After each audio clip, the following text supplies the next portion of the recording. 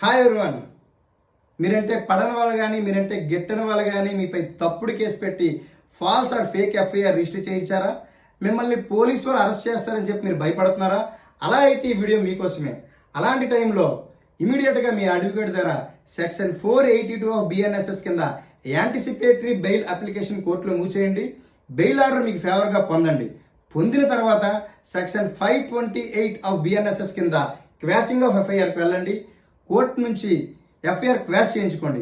Quash అయిపోయిన తర్వాత మీపై ఎవరైతే రివెంజ్ తీసుకున్నారో వారిపై మీరు రివెంజ్ తీసుకోవాలనుకుంటే సెక్షన్ 217 ఆఫ్ BNS కింద వారిపై కూడా ఎఫ్ఐఆర్ రిజిస్టర్ చేయించండి. ఇమీడియట్గా ఆ నేరం నిర్ధారణ అయితే 1 సంవత్సరం జైలు శిక్ష లేదా 10,000 రూపాయల జరిమానా లేకపోతే 2 కూడా కోర్టు వాళ్ళు వారిపై విధిస్తారండి. చట్టం తెలుసుకోండి, మీ హక్కులు తెలుసుకోండి, బాధ్యతాయుక్తంగా బ్రతకండి. ఇలాంటి వీడియోస్ కోసం నా ఇన్స్టాగ్రామ్ ఐడిని ఫాలో అవ్వండి, నా యూట్యూబ్ ఛానల్ సబ్స్క్రైబ్ చేయండి.